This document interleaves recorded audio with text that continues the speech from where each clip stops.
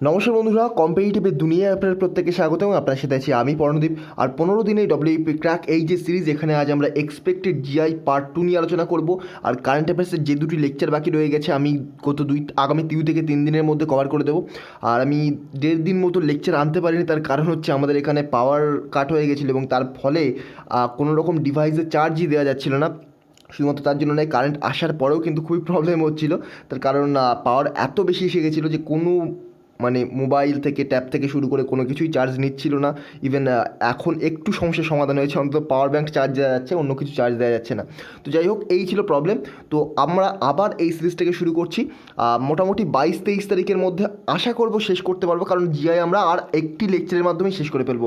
এই লেকচারটার পরে আগামীকাল আর একটা লেকচার আসবে এবং জিআই সমস্ত টপিক আমাদের 4 থেকে 5টা বা 5 থেকে 10টা করে কোশ্চেন প্রত্যেকটা টপিক থেকে কভার করা হয়ে যাবে। তাহলে আমাদের জিআই থেকে কোনো প্রবলেম থাকবে না। বাকি যে টাইমটা থাকবে তার মধ্যে আমরা ম্যাথটা কমপ্লিট করার চেষ্টা করবো। ম্যাথ যত বেশি সম্ভব আমরা ট্রাই করব এবং ম্যাথ যত বেশি সম্ভব আমরা প্র্যাকটিস করব। তার ফলে কিন্তু হবে ম্যাথ থেকে আমাদের কোশ্চেন বাদ যাওয়ার চান্স তো কমবেই, তার সাথে আমাদের অ্যাকিউরেসি রেটও কিন্তু বাড়বে। চলুন শুরু করা যাক। তো আজকে অ্যারাউন্ড 35টার কাছাকাছি কোশ্চেন আছে। চলুন, খুবই ইম্পর্টেন্ট কোশ্চেন, কতদিন কিছু আলোচনা করেছিলাম, আজকে আলোচনা করব। দেখবেন এই টাইপের কোশ্চেনে কিন্তু পরীক্ষায় ডিরেক্টলি চলে আসবে। তো প্রথমে যেটা রয়েছে এনইএসটি, এনইএসটি আর রয়েছে এসিটিএন। যদি এনইএসটি এসিটিএন হয় তাহলে এনটিপিসি কী হবে? টিএন যদি এরকম হয় তাহলে এনটিপিসি সমান কী হবে? দেখুন এখানে ফলো করুন, দেখুন ই এর তলায় ই রয়েছে, কোনো কিছু চেঞ্জ হয়নি। আর একটা জিনিস লক্ষ্য করবেন, প্রথমে এই দেখুন এই এনইএসটির মধ্যে যে কটা টার্ম রয়েছে এসি টিএনের মধ্যে সেই একই টার্ম রয়েছে এবং প্রত্যেকটাগুলো একই রয়েছে। তাহলে এনটিপিসির ক্ষেত্রে একই রকম হবে, ই এর জায়গায় ই রয়েছে, এনটা দেখুন লাস্টে চলে গেছে, টিটা এইখানে চলে এসছে আর এসটা এরকম। সিম্পল ওয়েতে এনটিপিসিও কিন্তু এভাবে লিখতে হবে, এনটিপিসি। এসটা 3 নম্বরে ছিল, তাহলে পিটা 3 নম্বর থেকে 1 নম্বরে এসছে, তাহলে পি 1 নম্বরে কোনটা রয়েছে? তো এই একটাই কিন্তু পি 1 নম্বরে রয়েছে, তাহলে এটাই কারেক্ট অ্যান্সার হবে। ইজি কোশ্চেন, এই টাইপের কোশ্চেন এত সহজ কোশ্চেন দেবে না, কিন্তু একটু হাই লেভেলের দেবে, যেখানে হয়তো বলতে পারে যে এসের সাথে এখানে +2 হতে পারে, ই এর সাথে এখানে +2 হতে পারে। তো গতদিন আমরা আলোচনা করেছিলাম, আজকেও আমরা এরকম কিছু কোশ্চেন দেখবো, তার মাধ্যমে কিন্তু আপনাদের কনফিউশনগুলো সমস্ত দূর হয়ে যাবে। নেক্সট হচ্ছে কিরণ। এই টাইপের কোশ্চেন খুব বেশি আসছে, KIRAN, কিরণ। এটা যদি সমান OMQWJ হয় তাহলে BPSSC সমান কী হবে? তো দেখুন এখানে দেখুন কে যোগ ও, কে 11 নম্বরে রয়েছে, ও 15 নম্বরে রয়েছে, তাহলে কে থেকে ওতে যেতে গেলে +4 করতে হচ্ছে। আই 9 নম্বরে রয়েছে, এম কত নম্বরে রয়েছে? 13 নম্বরে, আই থেকে এমে যেতে গেলে +4 করতে হচ্ছে। আর 18 নম্বরে রয়েছে, কিউ 17 নম্বরে রয়েছে, এখানে আর থেকে কিউতে যেতে -1 করতে হচ্ছে। এ 1 নম্বরে রয়েছে, ডব্লু 23 নম্বরে রয়েছে। তো এবার যদি আমরা উল্টো এটা ক্যালকুলেশন করি তাহলে অ্যাকচুয়ালি 26টা অ্যালফাবেট, তাহলে 26 যোগ 1 27, 27 -4 করলে কিন্তু আমরা ডব্লু পাবো, কারণ ডব্লু 23-এ রয়েছে, এন 14-তে রয়েছে, জে 10-এ রয়েছে, তাহলে -4 করলে পাবো। দেখুন +4 +4 -1 -1 -2 4 -4, এগুলো দেখুন প্রত্যেকটা ইন্টিজার আকারে প্রকাশ করা রয়েছে, কিন্তু পরপর নেই, এগুলো স্কোয়ার আকারে রয়েছে। তো দেখতে পাচ্ছেন অ্যাকচুয়ালি মাইনাসটা বাদ দিলে 4টা কিন্তু 2 স্কোয়ার। তো এই উপায়ে কিন্তু আমরা BPSSC এর করতে পারি। বি যোগ 4 কত হবে? এফ হবে। পি যোগ 4 কত হবে? পি 16 নম্বরে রয়েছে, 4 যোগ করলে 20। এফটি কোথায় রয়েছে? একটাতেই রয়েছে এফটি, তাহলে এটাই কারেক্ট অ্যান্সার। Next reasoning. রিজনিংকে যদি আমরা এইভাবে লিখতে পারি তাহলে আসুসকে আমরা কীভাবে লিখতে পারবো? দেখুন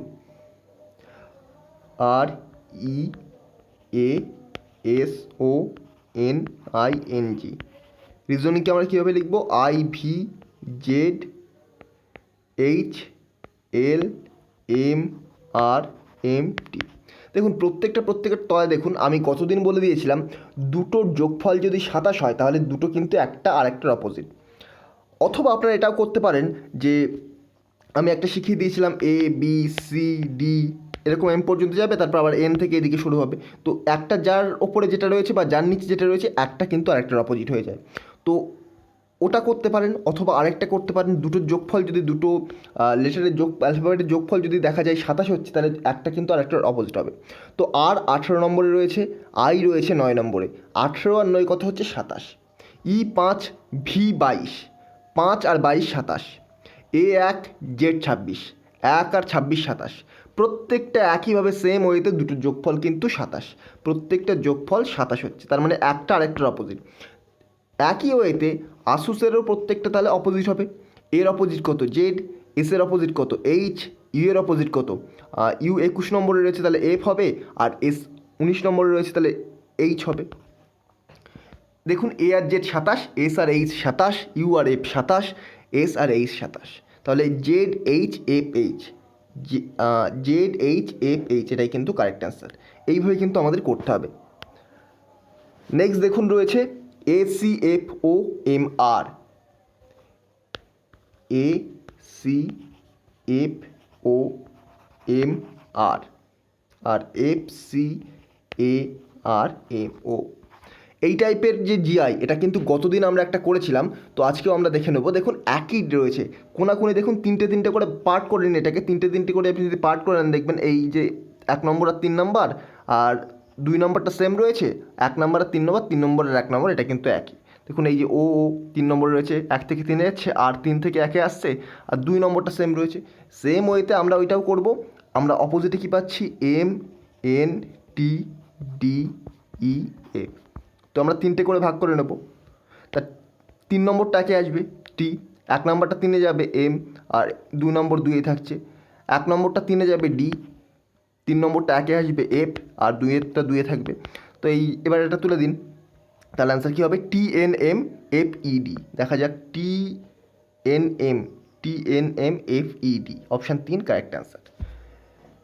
এইভাবে কিন্তু আমাদের প্রত্যেকটা কোশ্চেন অ্যানালিসিস করতে হবে এবং প্রত্যেকটা কোশ্চেনে এভাবে আমাদের ভেঙে ভেঙে অ্যান্সার বার করতে হবে। দেখুন ডব্লিউপি কনস্টেবলে কিন্তু খুব হাই লেভেলের জিআই আসবে না, এই টাইপেরই জিআই আসবে, হয়তো একটু চেঞ্জ করে দেবে। এখানে আমি যেটা দেখলাম 3টে করে, ওখানে ভাঙা হয়তো 4টে করে দিয়ে যেতে পারে। তো এই টাইপেরই কিন্তু কোশ্চেন আসবে। তো এইগুলো বারবার করে প্র্যাকটিস করুন, যত পারবেন মক টেস্ট দিন এখন, তবেই কিন্তু আপনাদের অ্যাকিউরেসি রেট বাড়বে। আমি যে কোশ্চেনগুলো দেখুন করে দিচ্ছি, সেই কোশ্চেনগুলোই দেখবেন আপনারা মক টেস্টের মধ্যে বারবার দেখতে পাবেন, সেই কোশ্চেন না পেলেও একই টাইপের কোশ্চেন দেখতে পাবেন। আর বারবার মক টেস্ট দিলে কিন্তু আপনার অ্যাকিউরেসি রেটটা ভালো হবে। তো এখানে দেখুন এটা রয়েছে 14, 12, 52 মিসিং নাম্বার, এইগুলোকে বলা হয় মিসিং নাম্বার। 25, 20, 225, তাহলে এখানে কত হলে, আর এখানে 7 হলে 51 হবে। তো দেখুন এখানে আমরা যদি 14 স্কোয়ার করি, 14 স্কোয়ার কত? 196। তার থেকে আমরা যদি 12 স্কোয়ার বাদ দিই, 12 স্কোয়ার কত? এখানে 144। তো 14 স্কোয়ার মাইনাস 12 স্কোয়ার 196 মাইনাস 144 করি, দেখতে পাবেন আপনারা 52 পাচ্ছেন। তেমনই 25 স্কোয়ার যদি করি 625, 625 মাইনাস 20 স্কোয়ার করলে 400 সমান 225। Next x square minus 7 square সমান 51 হবে। তাহলে এক্স স্কোয়ার ইকুয়াল টু 51 যোগ 7 স্কোয়ার কত? সমান যোগ, পরের লাইনে কী হবে? পরের লাইনে হবে এক্স স্কোয়ার সমান 100। তাহলে 100-র বর্গমূল করলে কত হয়? 100-র বর্গমূল করলে 10 হবে। তাহলে x equal to 10, correct answer এখানে 10 হবে। রিপিট করছি, দেখুন এখানে ওপরেরটার প্রথমটা স্কোয়ার মাইনাস সেকেন্ডটা স্কোয়ার সমান লাস্টেরটা, এটা স্কোয়ার মাইনাস এটা স্কোয়ার সমান এইটা, তাহলে এইটা স্কোয়ার মাইনাস এইটা স্কোয়ার সমান এটা হবে। তো আমি এখানে জিজ্ঞাসার চিহ্নের জায়গায় এক্স ধরে নিচ্ছি, তাহলে x square minus 7 square equal to 51, তাহলে এক্স স্কোয়ার সমান 51 যোগ 49, 7 স্কোয়ার 49 হয়, তাহলে এক্স স্কোয়ার সমান 100 হলে এক্স সমান কত হবে? 10, সেটাই অ্যান্সার। একই ওয়েতে দ্বিতীয়টা দেখুন, এটা আগেরটা বিয়োগ ছিল, এটা যোগ বলেছে। 7 স্কোয়ার যোগ 8 স্কোয়ার, 7 স্কোয়ার 49, 8 স্কোয়ার 64, দুটো যোগ করলে দেখবেন 113 হয়। 5 স্কোয়ার যোগ 9 স্কোয়ার করলে কত হবে? 81, আর 5 5 25, 106। 12 স্কোয়ার যোগ এক্স স্কোয়ার করলে সমান 160 হবে। তাহলে একই ওয়েতে, তাহলে এক্স স্কোয়ার কত হবে? 160 মাইনাস 12 স্কোয়ার 144, 16, তাহলে এক্স ইকুয়াল টু কত হবে? 4 হবে। তাহলে 4, অপশান 3 কারেক্ট আনসার। সেম ওয়েতে 12 স্কোয়ার 144 যোগ 4 স্কোয়ার 16 সমান 160। নেক্সট দেখুন এখানে কি বলছে, 36 রয়েছে, 6 রয়েছে, 4 রয়েছে, 2 রয়েছে। অনেক স্টুডেন্ট এখানে 49 করে দেবে। দেখুন যাই থাকুক না কেন, এই যে কোণারটা কিন্তু এই ভিতরে হচ্ছে, এটা অবশ্যই একটা প্রসেস, কিন্তু এখানে এই প্রসেসটা ইউজ করা হবে না। এটা কোনো জিআইয়ের প্রসেস হতে পারে না। সিম্পল দেখতে লাগছে কিন্তু অতটা সিম্পল নয় এটা।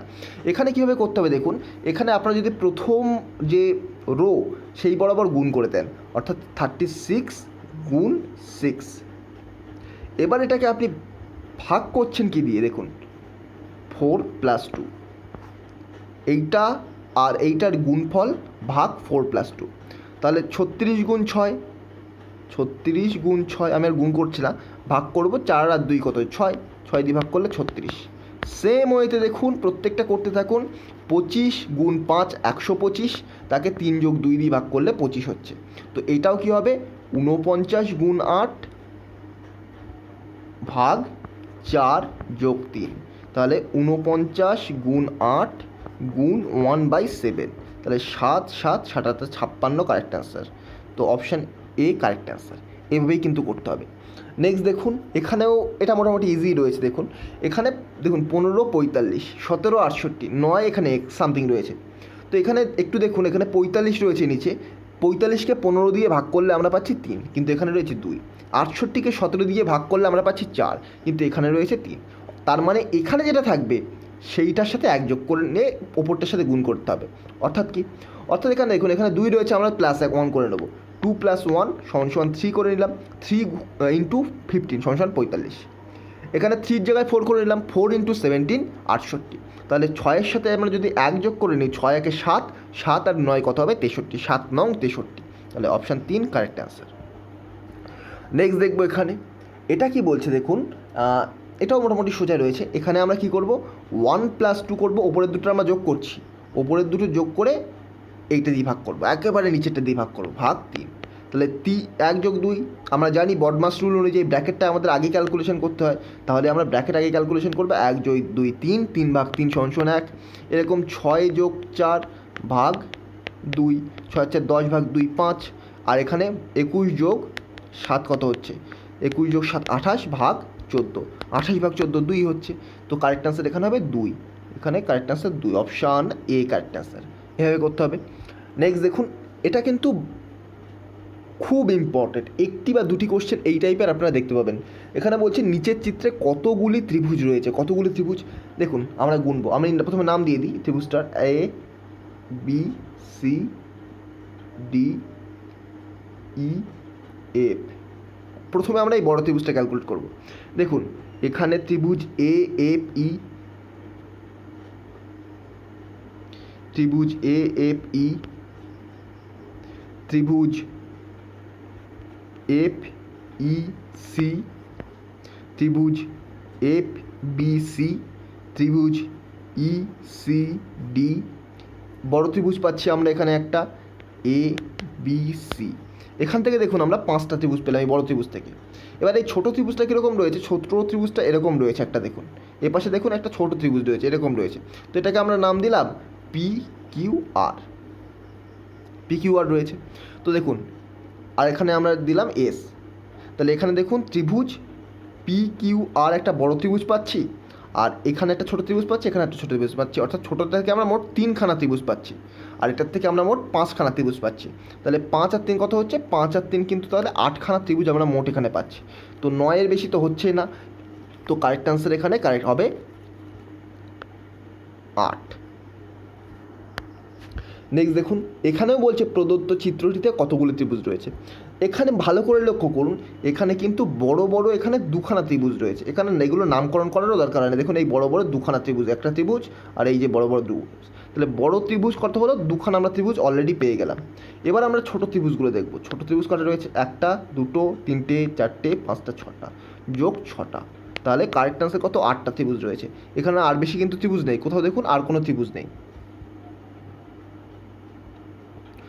নেক্সট দেখুন এইগুলো খুব ইম্পর্টেন্ট, এগুলো আমাদের প্রতিবিম্ব বার করতে দেওয়া হয়, হয় সাইডে অথবা নিচে একটা আয়না দিয়ে দেবে, বলবে প্রতিবিম্ব। তো আমি প্রথমে বলে দিই প্রতিবিম্বর যে বার করার সূত্র কী। প্রতিবিম্ব বার করার সবচেয়ে সহজ সূত্র হচ্ছে আয়না থেকে বাঁ পাশের যে ছবিটা তার প্রত্যেকটা বিন্দু আয়না থেকে যত দূরে অবস্থিত, ডান পাশের ছবিতেও সেই একই বিন্দুগুলি একই পাশে অবস্থিত। এক্সাম্পল আকারে আমি ধরুন একটা ত্রিভুজ আঁকলাম, এ পাশে একটা আয়না সেট করলাম। ত্রিভুজের এই মুখটা যদি আয়নার থেকে এই পয়েন্টটা, এটা A B C হলো, তো এ পয়েন্ট আয়নার থেকে এ পাশের আয়নার থেকে যত দূরে হবে এই দিকেও কিন্তু সমান দূরে হবে। তাহলে এ পয়েন্ট সবচেয়ে কাছে হবে, ধরলাম এটা 2 সেমি, এইটা বি থেকে এই আয়না থেকে 8 সেমি, আর এটার থেকে 7 সেমি। তো একই রকম হবে, এটা 2 সেমি হবে, পয়েন্ট পেয়ে গেলাম, এ পয়েন্ট পেয়ে গেলাম। আর এটা এরকম 7 সেমি হবে, আর এটা এরকম বি হবে 8 সেমি। বোঝা গেল? আরেকবার রিপিট করছি, ছবির দূরত্ব আয়নার থেকে, ছবির প্রতিটা বিন্দুর দূরত্ব আয়না থেকে যতটা হবে, প্রতিবিম্বের দূরত্বও কিন্তু আয়না থেকে ঠিক ততটাই হবে। আর আয়নার ক্ষেত্রে বাঁ পাশের জিনিস ডান পাশে সরে যায়, আর ডান পাশের জিনিস বাঁ পাশে চলে যায়। এই ছবিটার ক্ষেত্রে দেখতে পাচ্ছেন কারেক্ট আনসার কী হবে, এরকম একটা ত্রিভুজ আঁকতে হবে। দেখুন এই যে মাঝের যেটা আঁকা রয়েছে, যে ছবিটা, এটাকে কী বলা হয়, স্টার আঁকা বলা রয়েছে, স্টার আঁকা রয়েছে, এই স্টারটা কিন্তু একই রকম থেকে যাবে। তার কারণ কি, স্টারের প্রতিবিন্দু দুপাশে কিন্তু সমান রয়েছে, তো স্টারটা একই রকম থেকে যাবে। কিন্তু এই যে ত্রিভুজটা, এর প্রত্যেকটা বিন্দু প্রতি পাশে চলে যাবে। তার কারণ দেখুন, আমি একটু আগেই বললাম, আমরা যখন এই যে প্রতিবিম্ব আঁকবো তখন দেখুন বাঁ পাশটা ডান পাশে চলে যাবে, ডান পাশটা বাঁ পাশে চলে যাবে। এখানে দেখুন এই ছবিটার এই যে তীরচিহ্নের একটা মাথা, এটা কিন্তু বাঁ পাশে রয়েছে, তাই এই দিকে দেখুন ডান পাশে চলে গেছে। আর দূরত্ব, যদি প্রত্যেকটা বিন্দুর দূরত্ব আয়না থেকে মাপা হয়, তাহলে প্রত্যেকটা বিন্দুর দূরত্ব কিন্তু আয়না থেকে এই ছবিটার ক্ষেত্রে একই সমান রয়েছে। আয়না এপাশে ছিল, আয়না এই পাশে ছিল, এই বিন্দুটা বেশি কাছে ছিল আয়নার থেকে, এই বিন্দুটা আয়নার থেকে বেশি কাছে, তাহলে এই বিন্দুটা ছবির ক্ষেত্রে আয়নার থেকে বেশি কাছে হবে। এই বিন্দুটা আয়নার থেকে আরেকটু দূরে ছিল, দেখুন এই বিন্দুটা আরেকটু দূরে ছিল, এখানেও আরেকটু দূরে, আর এই বিন্দুটা সবচেয়ে দূরে ছিল, তো এই বিন্দুটা সবচেয়ে দূরে আছে। আশা করি বোঝা গেল। এইভাবে কিন্তু আমাদের ছবি ক্যালকুলেট করতে হবে। নেক্সট দেখুন, এটা একটু অন্যরকম রয়েছে। অন্যরকম কী হবে, এখানে ডান পাশে না দিয়ে তলায় দিয়ে দিয়েছে। তো আমি তো এখন এটাকে ঘোরাতে পারবো না, কিন্তু আপনি একটা কাজ করতে পারেন। আপনি যখন পরীক্ষার খাতায় করবেন, ছবিটাকে ঘুরিয়ে নেবেন, ছবিটা ঘুরিয়ে নিয়ে এই যে আয়নাটাকে ডান পাশে দেবেন। আয়নাটা ডান পাশে কথার অর্থ কী, আপনি ছবিটা ঘুরিয়ে নিচ্ছেন মানে এইটা কিন্তু এই পাশেই থাকবে। তাহলে আমরা যদি একই রকমভাবে আঁকি তাহলে কী হবে, আমরা যদি, আচ্ছা আমি ছবিটা ঘুরিয়ে আগে প্রথমে এঁকে দিই। ছবিটা যদি আমরা ঘুরিয়ে নিয়ে যদি আমরা প্রতিবিম্ব আঁকি কেমন হবে, ঘুরিয়ে নিয়ে প্রতিবিম্ব আঁকলে আমরা পাবো, দেখুন চারটে বক্স, ঘুরিয়ে নিয়ে আঁকলে আমরা এই প্রতিবিম্বটাই কিন্তু পাবো। আর এটা আমরা ঘুরিয়ে নিয়ে, যখন আমরা এই পাশে আয়নাটা থাকবে, আমরা তো ঘুরিয়ে নিয়েছি, এই দিকে আমরা একটা ঘুরিয়ে নিয়েছি, তাহলে আমরা যখন এটা অ্যাকচুয়ালি আঁকবো, সেটা তাহলে আমাদের একটা নিচে চলে যাবে।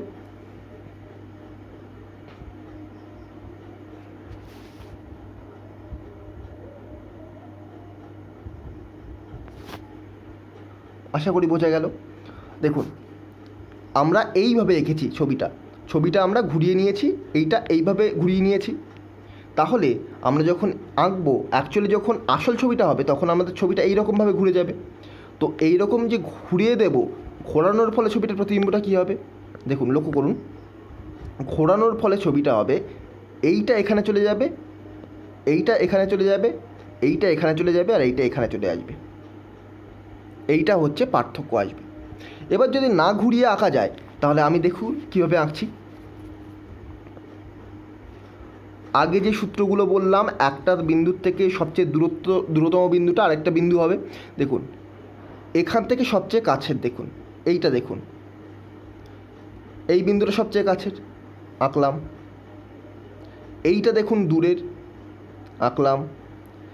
এই বিন্দুটা দেখুন সবচেয়ে কাছের রয়েছে আয়নার, এই এমএন আয়নার, আর এই বিন্দুটা দেখুন সবচেয়ে দূরে রয়েছে। এবার দেখুন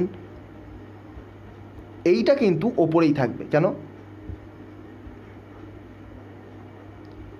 এবার দেখুন, এবার আপনারা যখন এটাকে আঁকবেন একই রকম কিন্তু হবে। কাছের বিন্দু কাছে, দূরের বিন্দু দূরে, কাছেরটা কাছে, দূরেরটা দূরে, আর একই প্রসেসে কিন্তু ওপরেরটা হবে। আচ্ছা আমি উল্টো বলেছিলাম আগেরটা আমি এইটা ওপরে বলেছিলাম, আর এইটা নিচে বলেছিলাম, উল্টো বলেছিলাম, তো এইটাই কিন্তু হবে কারেক্ট আনসার। তো এইভাবে আপনারা ক্যালকুলেট করতে পারেন, অথবা খাতার পেজটাকে, আমি তো এখন ঘুরিয়ে নিতে পারছি না, কিন্তু আপনারা ঘুরিয়ে নিতে পারেন। খাতার পেজটাকে ঘুরিয়ে নেবেন, ঘুরিয়ে নিয়ে যে ছবিটা আঁকবেন সেটাকে আরেকবার ঘুরিয়ে দেবেন, তাহলেই কিন্তু কারেক্ট আনসার পেয়ে যাবেন। তবে এই টাইপের কোশ্চেন আসার চান্স খুবই কম, তবে এই টাইপের কোশ্চেন আসতে পারে। ডান পাশে আয়না দিয়ে দেবে, তলায় নিচে আয়না দেবে না, সাধারণত এসএসসির এক্সামে মাঝে মধ্যে নিচে আয়না দিয়ে দেয়। নেক্সট দেখুন, চিত্রটি গঠন করার জন্য ন্যূনতম সরলরেখা প্রয়োজন কতগুলো। তো দেখুন সরলরেখা, দেখুন এখানে বড় বড় সরলরেখাগুলো যদি আমরা ধরে নিই, তাহলে আমাদের ছোটো সরলরেখা কিন্তু আলাদা করে ধরতে হবে না। তার কারণ কেন, এখানে বলেছে ন্যূনতম, যদি বলা হতো সবচেয়ে বেশি কতগুলো, তখন কিন্তু আমাদের ছোটো সরলরেখাও ধরতে হচ্ছে। তো আমরা এখানে ওপর থেকে নিচেরগুলো দেখে নিই, একটা সরলরেখা পাচ্ছি, দুটো পাচ্ছি, তিনটে পাচ্ছি, চারটে পাচ্ছি। এবার এই যে বক্সগুলো আঁকার জন্য আর একটা করে লাগবে, চারটে পেয়ে গেলাম, এই পাঁচটা পেলাম, এই ছটা পেলাম, সাতটা পেলাম, আটটা পেলাম, নটা পেলাম। তাহলে আমরা কিন্তু এখানে নটা সরলরেখা পাচ্ছি। নটা সরলরেখা আমাদের প্রয়োজন নিচের চিত্রটাকে পূরণ করার জন্য। এবারে দেখুন প্রদত্ত চিত্রে কতগুলি আয়তক্ষেত্র রয়েছে। এই কোশ্চেনটা সলভ করার আগে আমি আপনাদের কয়েকটা কনসেপ্ট বলে দিই। আয়তক্ষেত্র এবং বর্গক্ষেত্র যখন ক্যালকুলেট করতে দেওয়া হবে তখন বারবার আপনারা মনে রাখবেন সমস্ত বর্গক্ষেত্র কিন্তু আয়তক্ষেত্র, কিন্তু সমস্ত আয়তক্ষেত্র বর্গক্ষেত্র নয়। সমস্ত আয়তক্ষেত্রে বর্গক্ষেত্র নয়, কিন্তু সমস্ত বর্গক্ষেত্র আয়তক্ষেত্র। কেন? দেখুন, আয়তক্ষেত্রের যে দৈর্ঘ্য এবং প্রস্থ সেটা কিন্তু সাধারণত সমান হতেই পারে, কিন্তু বর্গক্ষেত্রে কিন্তু দৈর্ঘ্য এবং প্রস্থ আলাদা হতে পারে না। তো আয়তক্ষেত্রের ফর্মুলা অনুযায়ী সবসময় মনে রাখবেন সমস্ত আয়তক্ষেত্র বর্গক্ষেত্র নয়, কিন্তু সমস্ত বর্গক্ষেত্র আয়তক্ষেত্র। যদি এর মধ্যে বর্গক্ষেত্রও থাকতো তাহলে আমরা সেটাকে আয়তক্ষেত্র হিসেবে ধরে নিতে পারতাম, কিন্তু যদি বর্গক্ষেত্র থাকে সেখানে কিন্তু আমরা সেটাকে আয়তক্ষেত্র হিসেবে ধরে নিতে পারবো না। যেমন দেখুন, এবার আমি করবো, দেখুন এইটা দেখতে পাচ্ছেন এটা আয়তক্ষেত্রের মতোই রয়েছে, সরি এটাই রয়েছে বর্গক্ষেত্র, এটাকেও আমরা আয়তক্ষেত্র ধরে নেবো ওই ফর্মুলা অনুযায়ী। তো দেখুন কতগুলো রয়েছে, 1 2 3 4 5 6টা আয়তক্ষেত্র প্রাথমিক পর্যায়ে পেয়ে গেলাম একটা আয়তক্ষেত্র নিয়ে। তো 6টা পাওয়ার পরে আমরা দেখুন 2 করে নেব, এবারে 2 করে নিলে 7টা পেলাম, 8টা পেলাম, 9টা পেলাম, 10টা পেলাম। 2 করে নিয়ে আমরা 10টা পাচ্ছি। আবার দেখুন 3টে করে নিলে 11টা, 12টা পেলাম। বোঝা গেল? এবার দেখুন 2 করে আমাদের আড়াআড়ি বাকি রয়েছে, 13টা, 14টা, 15টা পেলাম।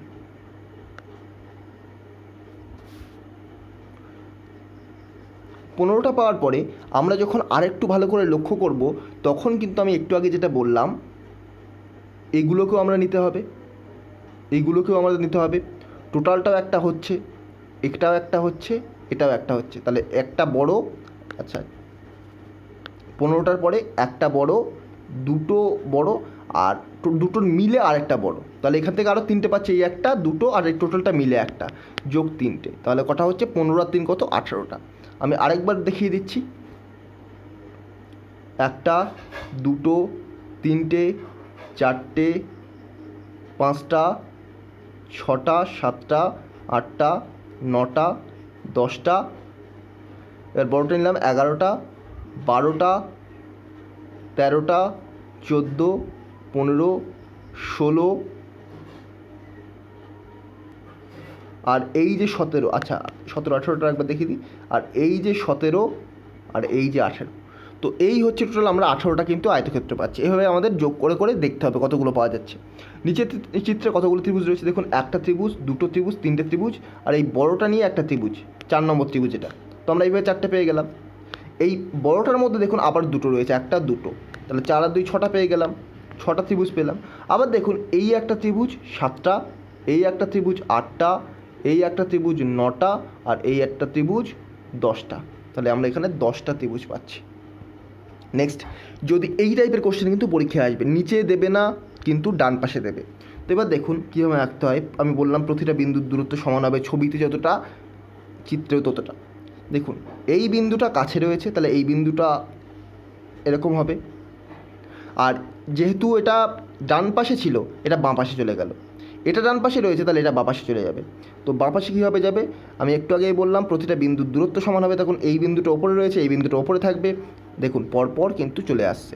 তো এইরকমভাবে আঁকতে হবে, প্রত্যেকটা বিন্দু দূরত্ব কিন্তু প্রত্যেকটা বিন্দুর থেকে সমান হবে ছবিতে, এবং তার সাথে যে প্রতিবিম্ব আঁকবো সেম ওয়েতে আমরা এটাও করব।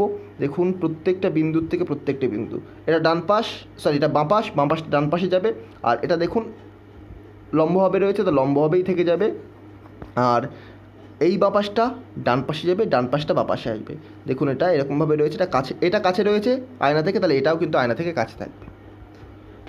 সেম ওয়েতে আরেকটা রয়েছে, এটা বাঁ পাশ ডান পাশে যাবে, তাহলে ডান পাশ বাঁ পাশে আসবে। দেখুন দূরত্ব সমান থাকবে, এই বিন্দুটা কাছে রয়েছে আয়না থেকে, তো এই বিন্দুটা আয়না থেকে সেরকম কাছে থাকবে। আর এখানে কি টানা হয়েছে, এখানে লম্ব টানা হয়েছে প্রত্যেকটা এর ওপরে, অ্যাকচুয়ালি লম্ব না, এটা মানে সমানভাবে সমান্তরালভাবে টানা হয়েছে। সেম ওয়েতে এটাও বাঁ পাশে রয়েছে, তাহলে ডান পাশে যাবে, ডান পাশে যাওয়ার পরে কী হচ্ছে, ডান পাশে যাওয়ার পরে এরকম হয়ে যাচ্ছে, আর এটা সমান্তরাল রয়েছে কিন্তু ওপর নিচে, তো সেটা এরকমই হয়ে যাচ্ছে। অর্থাৎ প্রত্যেকটা বিন্দুর থেকে ছবির দূরত্ব যতটা, আয়নার দূরত্ব যতটা, আর প্রতিবিম্বের থেকেও আয়নার দূরত্ব কিন্তু ঠিক ততটাই হবে। এবার দেখুন কিছু পাজেল রয়েছে, পাজেলগুলো খুব ইম্পর্টেন্ট। এখানে পাজেল থেকে 2 থেকে 3টে কোশ্চেন দিয়ে দিতেই পারে, কোনো প্রবলেম নেই, ইজি থাকে পাজেল। দেখুন এখানে রয়েছে, দেখুন 6 আর 2 62 ইন্টু 32 ইন্টু 96। তো এটা যদি আপনি একটু লক্ষ্য করেন, 62 যে ডিজিট 6 আর 2, 6 থেকে 2 বাদ দিলে আমরা কত পাচ্ছি 4, 3 থেকে 2 বাদ দিলে আমরা পাচ্ছি 1, 9 থেকে 6 বাদ দিলে আমরা পাচ্ছি 3। সেম ওয়েতে দেখুন 413 আমরা পেয়ে গেছি। সেম ওয়েতে 21-এর 2 থেকে 1 বাদ দিলে আমরা পাচ্ছি কত, 2 থেকে 1 বাদ দিলে পাচ্ছি 1, 7 থেকে 1 বাদ দিলে পাচ্ছি 6, 5 থেকে 1 বাদ দিলে পাচ্ছি 4, সেই 164 রয়েছে। তাহলে 42 ইন্টু 99 ইন্টু 55 কত হবে, 4 থেকে 2 বাদ দিলে 2, 9 থেকে 9 বাদ দিলে 0, 5 থেকে 5 বাদ দিলে 0, কারেক্ট আনসার কত হবে 200।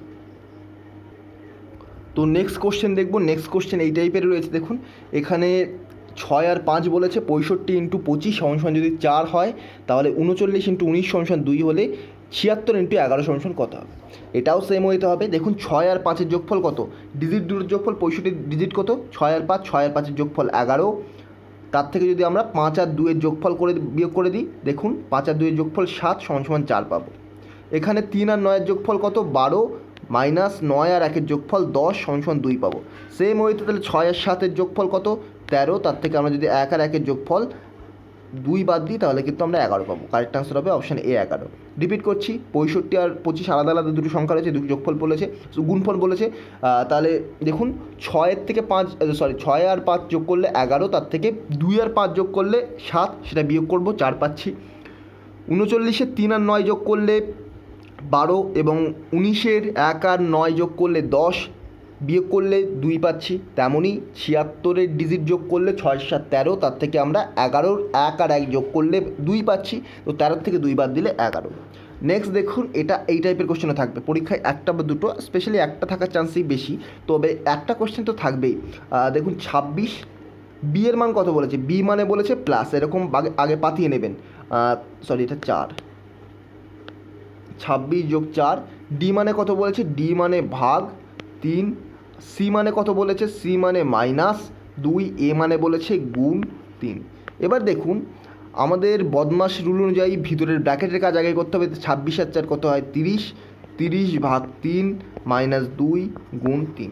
দেখুন 30 ভাগ 3, এরপর আমাদের ভাগ করতে হয়, তা 30 ভাগ 3 10, মাইনাস তারপর আমাদের গুণ করতে হয়, 2 আর 3-এর গুণফল 6, তাহলে 10 মাইনাস 6 4, 4 অপশান রয়েছে, হ্যাঁ অপশান 3 রয়েছে 4।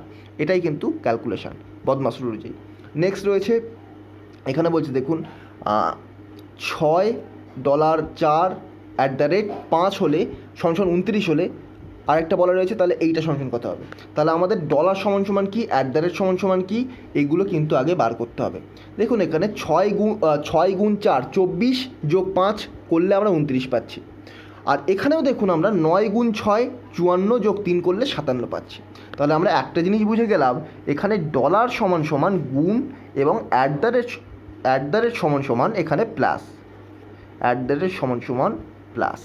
তো এই ফর্মুলা যদি আমরা ফেলি, দেখুন 6 গুণ 4 24 যোগ 5 29, 3 যোগ 9 গুণ 6 6 54 আর 3 কত 57। তাহলে এখানেও ডলার সমান কত গুণ, তাহলে 10 গুণ 9 অ্যাট দ্য রেট প্লাস 8 গুণ 3, তাহলে 9 10-কে 90 প্লাস 3 8 24 সমান 114। Correct answer option A, option A 114 রয়েছে। নেক্সট দেখুন এখানে বলেছে 121%। এখানে কিন্তু পার্সেন্টেজ মানে ওই অর্থে বলেনি, পার্সেন্টেজ সমান সামথিং থাকবে। তাহলে 121% মানে বলে দিয়েছে ভাগ 11, হ্যাশট্যাগ মানে বলে দিয়েছে -4, ডলার মানে বলে দিয়েছে কত গুণ 3, অ্যাট দ্য রেট মানে বলে দিয়েছে যোগ 1। এবার দেখুন বদমাশুলে করব, এখানে ভাগ আগে ক্যালকুলেট করতে হয়। তো ভাগ আগে করতে গেলে আমাদের 121 ভাগ 11 করলে আমরা 11 পাবো, মাইনাস 3 গুণ 4 12 পাবো, প্লাস 1। দেখুন 1 আর 11 যোগ করলে কত 12, 12 minus 12 0। Correct answer option 2 0। Next এখানে দেখুন 72 ভাগ 14 প্লাস 6 গুণ 5 মাইনাস 8 সমান 25। এখানে বলেছে নিচের সমীকরণটি সঠিক করার জন্য কোন দুটি সংখ্যার মধ্যে স্থান বিনিময় করতে হবে। তো এখানে একটা জিনিস দেখে রাখবেন, এখানে বলেছে ভাগের স্থান পরিবর্তন করতে হবে না, গুণের স্থান পরিবর্তন করতে হবে না। এমন সংখ্যার স্থান পরিবর্তন করবেন যাতে এই ভাগটাকে ইউজ করা যায় এবং ভাগটা কখনো, ভাগফল যেন কখনো পয়েন্টে না আসে। তো 72কে 14 দিয়ে ভাগ করলে অবশ্যই পয়েন্টে চলে আসবে। তাহলে আমাদের দেখতে হবে 72কে কী দিয়ে ভাগ করলে আমাদের ভাগফল পয়েন্টে আসবে না। দেখুন 6 আর 14 পাল্টানো যায়, সেখান থেকে কিন্তু আমাদের পয়েন্টে আসছে না। একটা পসিবিলিটি হতে পারে 8 আর 5 চেঞ্জ করলে আমাদের এখানে 14 চেঞ্জ হচ্ছে না, তাহলে 72/14 থেকেই যাচ্ছে, সেখানে আমাদের পয়েন্টে চলে আসবে। 14 আর 5 চেঞ্জ করলে এখানে যদি আমরা 5 করে দিতাম কোনো লাভ হতো না, সেখানেও পয়েন্ট চলে আসছে। 14 আর 8 চেঞ্জ করলে এখানে যদি আমরা 8 করতাম 8 নং 72, সেটা আমাদের পসিবিলিটি আছে। অর্থাৎ 2 এবং 4-এর মধ্যে একটা অ্যান্সার হবে, এটা আমরা এখান থেকে বুঝে যাচ্ছি। তো এবারে আমরা কীভাবে টেস্ট করব? সবসময় মনে রাখবেন আপনারা নিচের দিক থেকে টেস্ট করবেন। এই টাইপের কোশ্চেনের টেস্ট যখন করবেন নিচের দিক থেকে টেস্ট করবেন। নিচের দিক থেকে টেস্ট করলে আপনার তাড়াতাড়ি অ্যান্সার পাওয়ার চান্সটা কিন্তু বাড়ে। কখনো কখনো সামনের দিক থেকে দিয়ে দেয়, কিন্তু নিচের দিক থেকে টেস্ট করলে কিন্তু আপনার ডি অথবা সিতে অপশান পাওয়া যায়। তো আমরা নিচের দিক থেকে টেস্ট করব। তাহলে 72 ভাগ 14-র জায়গায় 8 প্লাস 6 গুণ 5, 8-এর জায়গায় 14, 8 নং 72, 9 হয়ে গেল, 5 ছক 30 মাইনাস 14, 30 আর 9 29 মাইনাস 14 কত হয়? 15। আচ্ছা 39 30 আর 9 39 মাইনাস 14 কত হয়? 25। তো দেখুন একেবারে কারেক্ট অ্যান্সার। কারেক্ট অ্যান্সার কত হলো আমাদের? এই যে আমাদের তাহলে ওটা দেখার দরকার পড়ছে না, এটাই কিন্তু কারেক্ট অ্যান্সার, 14 এবং 8। নেক্সট বলছে দেখুন, কিছু সমীকরণকে নির্দিষ্ট নিয়মের ভিত্তিতে সমাধান করা হয়েছে, সেই একই নিয়মের ভিত্তিতে অমীমাংসিত সমীকরণটির সঠিক উত্তর নির্ণয় করুন। যদি 99 - 11 80 হয়, 72 - 12 যদি 35 হয়, তাহলে 80 - 10 কত হবে? তো এখানে দেখুন আমরা যদি 99কে 11 দিয়ে ভাগ করি কত হবে? 99কে 11 দিয়ে ভাগ করলে আমরা পাবো 9। এবার দেখুন এই 9টাকে আমরা 9 স্কোয়ার করবো। 9 স্কোয়ার করলে কত হচ্ছে? 81। 81-এর থেকে 1 বাদ দিলে = 80। সেম ওয়েতে 72কে 12 দিয়ে ভাগ করলে 6, 6 স্কোয়ার = 36, 36 - 1 = 35। সেম ওয়েতে 80কে আমরা 10 দিয়ে ভাগ করব। 80কে 10 দিয়ে ভাগ করলে 8, 8 স্কোয়ার 64, 64 - 1 = 63। Correct answer 63, option 2। তবে এই টাইপের কোশ্চেন আমার মতে দেওয়ার চান্স খুবই কম, কারণ এটা একটু জটিল টাইপের ছিল, তো এত জটিল দেবে না ডব্লিউবি কনস্টেবল, এত জটিল দেওয়ার চান্স কম। নেক্সট দেখুন এখানে সেম ওয়েতে বলেছে এস সমান সামথিং, পি সমান সামথিং, তার 256, এস সমান কত বলে দিয়েছে? এস সমান ভাগ 32, পি সমান কত? পি সমান বলে দিয়েছে প্লাস 8, আর সমান বলে দিয়েছে গুণ, আর কিউ সমান বলে দিয়েছে মাইনাস। তো এবার দেখুন 256কে 32 দিয়ে ভাগ করলে আমরা কত পাবো? 32 দুগুণ 64, আর 4 দিয়ে গুণ করলে 4 দুগুণ 8, 256কে 32 দিয়ে ভাগ করলে 8 পাবো। আর প্লাস 8 গুণ 22 করলে কত হবে? 8 দুগুণে 16 গুণ 11, মানে যেহেতু 8-এর সাথে 2 গুণ করে দিচ্ছে আর 11 থেকে যাচ্ছে, 11 গুণ 16, তাহলে 16-র সাথে 11 গুণ করলে পাবো 1 7 6 176 পাবো, আর তার থেকে 9 বিয়োগ করতে হবে। তো 176-এর থেকে আমরা যদি 9 বিয়োগ করি, সেখানে আমরা পাবো 167। 167-র সাথে 8 যোগ করলে সেটা পাবো 175। তো কারেক্ট আনসার দেখুন অপশান এ 175। নেক্সট দেখুন 89 and 3 51, 45 and 2 18, তবে 67 and 4 কত হবে? দেখুন এখানে 8 আর 9 যোগফল কত? 17, 17-এর সাথে 3 গুণ করুন, এখানে তাহলে পাবেন 51। 5 আর 4-এর যোগফল কত? 45-এর 5 আর 4-এর যোগফল 9, 9-এর সাথে 2 গুণ করলে 18। 67-র 7 আর 6-এর যোগফল কত? 13, তার সাথে 4 গুণ করলে কত? 4 × 52। তো অপশান 4 এখানে কারেক্ট অ্যান্সার। নেক্সট দেখুন এখানে একই ওয়েতে 49 গুণ মানে বলে দিয়েছে প্লাস, প্লাস মানে বলে দিয়েছে ভাগ, ভাগ মানে বলে দিয়েছে কত? ভাগ মানে মাইনাস, আর মাইনাস মানে বলে দিয়েছে গুণ। ক্যালকুলেট করুন 49 + 54/9, 6 - 3 × 2 6, 6 6 কেটে গেল, কারেক্ট অ্যান্সার 49। তো এই ছিল আমাদের মোট আজকে অ্যারাউন্ড 33 থেকে 34টা আমরা যে ইম্পর্টেন্ট যে আলোচনা করলাম। আপনারা কিন্তু এই টাইপেরই কোশ্চেন বারবার পরীক্ষায় দেখতে পাবেন, একই টাইপের কোশ্চেনই কিন্তু আসবে, মক টেস্টও আপনারা একই টাইপের কোশ্চেন দেখতে পাবেন, হয়তো ডিজিট চেঞ্জ করে দেওয়া হবে কিন্তু কোশ্চেন সেমই থাকবে। কোশ্চেন সেম থাকবে কিন্তু ডিজিট চেঞ্জ করে দেওয়া হবে, এরকম অঙ্ক আপনারা কিন্তু দেখতে পাবেন, অথবা পি কিউ দিয়ে একটা দিয়ে দেওয়া হবে, এরকম কিন্তু আপনারা দেখতে পাবেন, কিন্তু ডিজিট চেঞ্জ করে দেওয়া হতে পারে। বলা যায় না, হয়তো একই ডিজিট চলে আসতে পারে, কিন্তু এই টাইপের অঙ্কই পাবেন। তো ভিডিওগুলো প্রত্যেকটা মন দিয়ে দেখুন, আপনারা কিন্তু অবশ্যই 70+ মার্কস পেতেই পারেন এই এক্সামে। তো এই ছিল আজকের ভিডিওটা ভালো লেগে থাকলে চ্যানেলটিকে সাবস্ক্রাইব করে পাশে থাকা বেল আইকনটি প্রেস করতে ভুলবেন না। চলুন আজকের মতো গুড বাই, পরবর্তী ভিডিওতে আপনার সাথে আবার দেখা হবে। Thank you.